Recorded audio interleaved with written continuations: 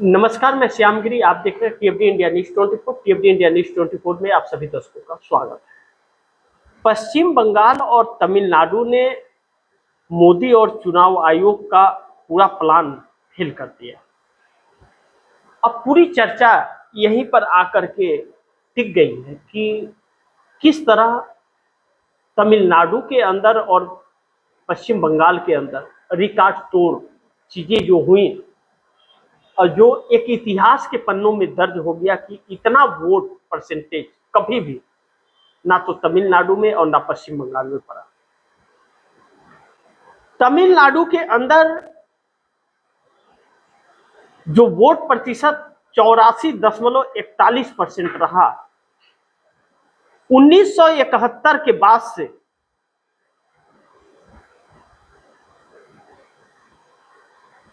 इससे इतना वोट कभी नहीं पड़ा। 1971 में 72.10% था। उसके बाद 61, 65, 73, 69, 73, 66, 59, 70, 78, 74, 72 रहा, लेकिन 84.41% कभी भी नहीं हुआ। 2021 के मुकाबले 12% वोट परसेंट बढ़ा, लेकिन पश्चिम बंगाल के अंदर भी ऐसे ही सारे रिकॉर्ड तोड़ दिए। 92.48% वोट परसेंटेज, 48%। यह चीजें अपने आप में बहुत कुछ दर्शाती है। इसे समझना बहुत जरूरी है। इससे खुश हो या दुखी हो, पहली चीज की 92 या 91.84% या 48% जो भी वोट पड़े 92% के आसपास, यह पिछली बार के मुकाबले बहुत ज्यादा है। लेकिन पिछली बार जो वोट पड़े थे और इस बार वोट पड़े, उसमें तकरीबन 25 से 34 लाख वोटर के नाम कटे हुए हैं। तब यह परसेंटेज है। उन वोटरों को हम अगर जोड़ देते हैं तो फिर वोट प्रतिशत वहीं पर आकर के खड़ा हो जाता है। इसे समझना इस तरह भी पड़ेगा कि 100 में 10% हुआ तो 10 हुए, परसेंटेज 10 हुआ। लेकिन 9 है और 10% किए तो परसेंटेज बराबर होता है, लेकिन उधर संख्या 9 होती है। तो क्या हम माने कि वोट उतना ही पड़ा है?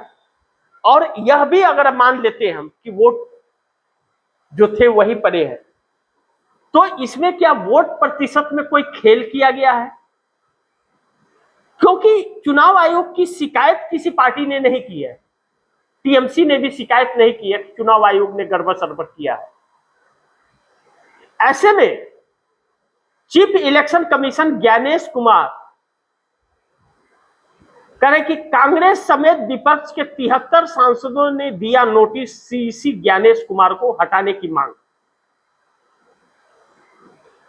और यह चीजें अब देश के मुख्य चुनाव आयुक्त सीईसी ज्ञानेश कुमार के खिलाफ 73 विपक्षी सांसदों ने राज्यसभा में महाभियोग चलाने की प्रक्रिया शुरू करने के लिए राष्ट्रपति को एक नोटिस सौंपा है, जिसकी बात मैं पिछले कई दिनों से कर रहा था। राष्ट्रपति को एक नोटिस सौंपा है। कांग्रेस ने संचार प्रभारी जयराम रमेश ने यह जानकारी देते हुए बताया कि सांसदों ने राष्ट्रपति को संबोधित एक पत्र में मुख्य चुनाव आयुक्त को उनके पद से हटाने की मांग की है। और इस पर अभी लोकसभा में स्पीकर ओम बिरला को 200 सांसदों के साथ देने की कवायद है, विपक्ष देगा। पिछली बार का नोटिस मानने से इंकार कर दिया गया था, तो फिर दोबारा उसमें कुछ कमियां निकाल करके की गई थी, तो फिर 5 बड़े नेताओं ने बैठकर इसे बनाया है, इस नोटिस को। अब ऐसे में जिस परसेंटेज की मैं बात कर रहा था, चुनाव आयोग की बात कर रहा था, वह चुनाव आयोग पर सवाल इसलिए भी खड़ा होता है क्योंकि जो वोट प्रतिशत बढ़ने की बात थी, सुबह 9 बजे जब पश्चिम बंगाल के अंदर वोट पड़ने शुरू हुए थे और 9 बजे जब पहले वोट प्रतिशत का आंकड़ा आया तो 18.76% का वोट आंकड़ा आया और 11 बजे वह 41.11% हो गया। तभी लग गया कि वोट बड़ी बम्पर होने जा रही है और 1 बजते बजते 62% को पार कर गया। लेकिन 3 बजे जब रिकॉर्ड तोड़ने लगा 78.77% हो गया, तब 5 बजे सबके होश उड़ गए। 93.12% वोट पड़े, 93.12% वोट पड़े। अब ऐसे में जिन सीटों पर चुनाव हुआ 152 सीटों पर, इन 152 सीटों में 16 जिले हैं। इसमें 1,85,00,000 पुरुष और 1,76,00,000 महिला वोट डाले और 2021 में यहीं पर भारतीय जनता पार्टी ने अच्छा प्रदर्शन किया था। तकरीबन 55 से 60 सीटें यहीं से आई थी। लेकिन जो दूसरे चरण में 29 तारीख को होने हैं 142 सीटों पर, उसमें 7 जिले हैं और कुल वोटर की संख्या 3,20,00,000 है कटने के बाद, जिसमें पुरुष 1,65,00,000 हैं और महिला 1,55,00,000। लेकिन इन 142 सीटों पर 2021 के आंकड़े के मुताबिक भारतीय जनता पार्टी मात्र 18 सीट लेकर के आई थी। यानी कि यहां पर भारतीय जनता पार्टी के वोटर्स नहीं है, यह टीएमसी का गढ़ माना जाता है 142 सीटों पर। और 2021 में 123 सीट यहीं से लेकर के आई थी टीएमसी। और जब 152 सीटों पर पहले चरण में अच्छे खासे सपोर्ट अगर टीएमसी को मिले हैं, तो 142 सीटों पर तो यह तो गढ़ माना जाता है टीएमसी का, और 123 लाई थी, तो क्या इस बार भाजपा का पूरा सुपड़ा साफ हो जाएगा? अगर चुनाव आयोग ने वोट प्रतिशत में कोई खिलवाड़ नहीं किया है तो फिर यह सच है कि सुपड़ा साफ होने जा रहा है। इस बात को लेकर के पीएमओ दफ्तर के अंदर हलचल सी परिस्थिति है, एक बौखलाहट और बेचैनी है और चुनाव आयोग में सन्नाटा छाया हुआ है कि ऐसे कैसे हो गया। लेकिन दूसरी तरफ बिहार के अंदर सम्राट चौधरी ने बहुमत साबित कर लिया। जेडीयू के 85 एमएलए का साथ, विधायकों का साथ और नीतीश कुमार का आशीर्वाद सम्राट चौधरी को मिला, बहुमत साबित कर लिए। लेकिन 12 सांसदों का साथ नरेंद्र मोदी को मिलेगा जैसे सम्राट चौधरी को आशीर्वाद मिला, यह तो अभी नहीं कह सकते। लेकिन सम्राट चौधरी को बहुमत साबित करने में मदद करने के लिए और आशीर्वाद देने के लिए कहीं नीतीश कुमार की कोई चाल तो इसमें नहीं है, क्योंकि सम्राट चौधरी बीजेपी की पसंद नहीं है, वह नीतीश की पसंद है। और सम्राट चौधरी को जैसे बाहर एक कुछ लटका दिया जाता है कि लोगों की नजर न लगे, वैसे बैठा दिया गया है और भारतीय जनता पार्टी के अंदर ही एक खरबंडल करने की व्यवस्था कर दी गई है। और इस आड़ में बार्गेनिंग हो रही है नीतीश कुमार के कि 2 डिप्टी सीएम हमारे, स्पीकर हमारे, गृह मंत्रालय हमारे, ये हमारे, वो हमारे, सब कुछ हो रहा है इस आड़ में। तो क्या नीतीश कुमार का इरादा क्या है? लेकिन तेजस्वी यादव ने एक दिन के विशेष सत्र जो विधानसभा का बुलाया गया था, उन्होंने कहा कि सरकार तो बन गई, सीएम बन गए, सरकार चलेगी कैसे, खजाना तो खाली है। यह बहुत एक ऐसा सवाल था जो सीने को छल्ली करता है, दर्द देने वाला था, दुखती नस को दबाया था। लेकिन तेजस्वी यादव का जवाब किसी ने नहीं दिया।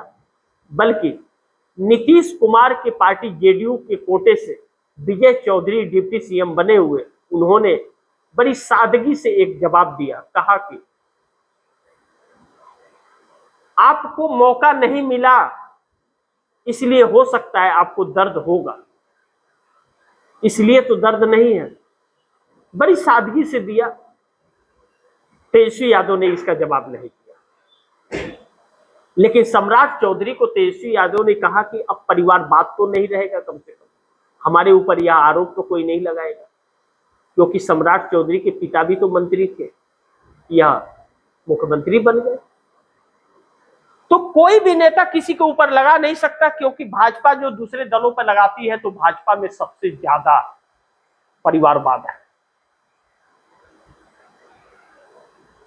अब ऐसे में बिहार के अंदर आने वाला वक्त कितना भयावह होगा जब खजाना खाली है और 2 महीने की सैलरी, वेतन और पेंशन दोनों ही नहीं मिला हुआ है, और 12,000 करोड़ रुपए का आरबीआई से गुहार कर्ज के लिए लगाया जा रहा है सम्राट चौधरी द्वारा।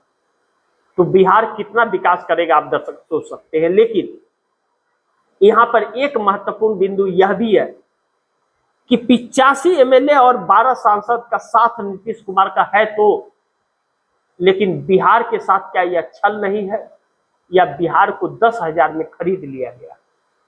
क्योंकि 1,22,00,000 परिवार के मुखिया को 10,000 रुपया चुनाव के वक्त मिला।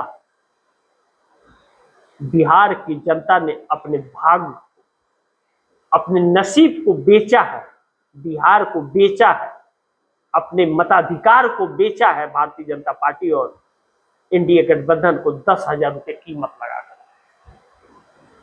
तो न तो कोई नौकरी के लिए आवाज उठा सकता है और न तो कोई विकास के लिए, और उस अंधेरे में विकास तो हो ही रहा है भाजपा का खजाना खाली करके, यह वक्त बताएगा। लेकिन सम्राट चौधरी के लिए खुशी की बात है कि 6 महीने तक के लिए सत्ता उनकी बरकरार हो गई। अब 6 महीने तक कोई बहुमत साबित करने के लिए नहीं कह सकता।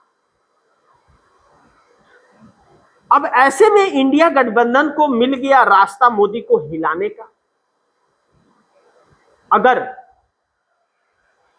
पश्चिम बंगाल और तमिलनाडु और केरल, पांडिचेरी का तस्वीर बदल रहा है।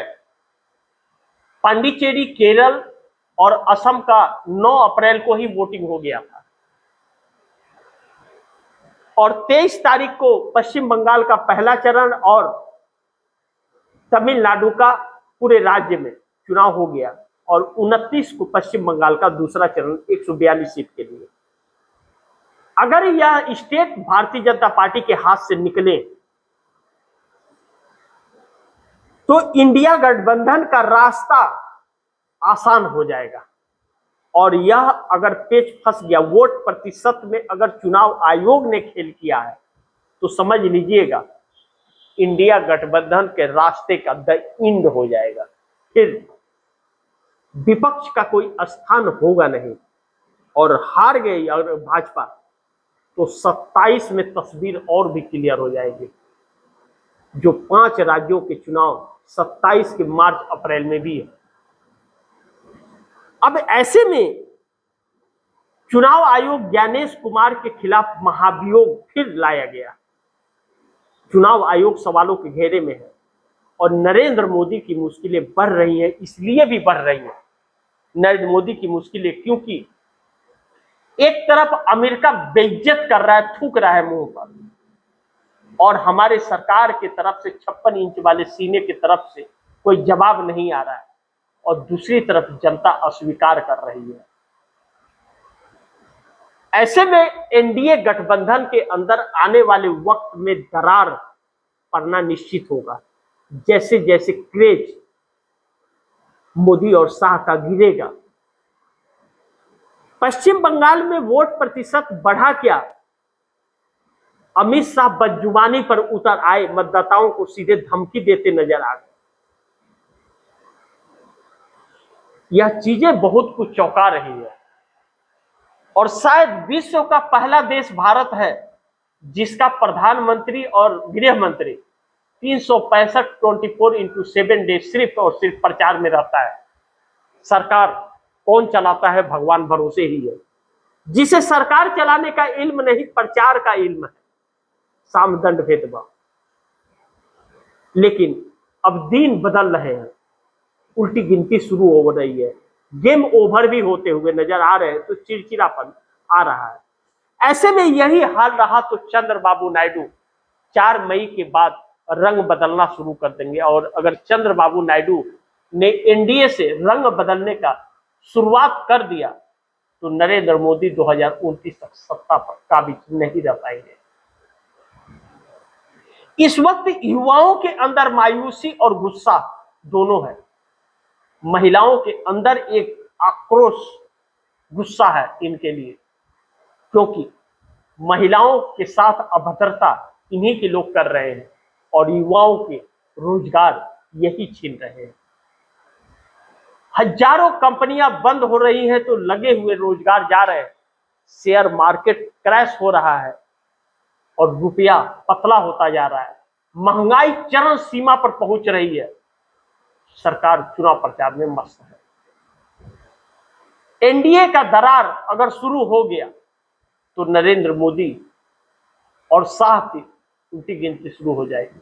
आप कह सकते हैं कि जो तस्वीरें सामने आ रही हैं, चुनाव जीत लेने से भी मोदी बच नहीं पाएंगे। मोदी के सत्ता का आखिरी वक्त नजदीक आ गया है। आप कह सकते हैं कि मोदी 100% जा रहे हैं आने वाले वक्त में। इंडिया गठबंधन को रास्ता मिल गया है और उसे एक मजबूती देश की जनता दे रही है। 18 सांसद चंद्रबाबू नायडू के क्या करेंगे नहीं करेंगे यह वक्त बताएगा। नीतीश कुमार क्या करेंगे वक्त बताएगा। नीतीश से उम्मीदें अब नहीं रही, लेकिन चंद्रबाबू नायडू को अपने बेटे की राजनीति बचानी है तो उनके पास साथ छोड़ने का मोदी का इसके अलावा कोई रास्ता नहीं बचता। देखते हैं क्या होता है। जो भी होगा खबरें आप दर्शकों तक लाते रहूंगा। आप दर्शकों की क्या राय है, क्या सुझाव है, कमेंट बॉक्स में जरूर दीजिएगा। इस खबर को ज्यादा से ज्यादा शेयर कीजिएगा, अपने दोस्तों को भी कहिएगा आगे शेयर करें। और आपने टीएफडी इंडिया न्यूज़ 24 को सब्सक्राइब नहीं किया, सब्सक्राइब कर लीजिए। अपने दोस्तों को भी कहिएगा सब्सक्राइब करें। मिलते हैं अगली खबर के साथ, तब तक के लिए नमस्कार।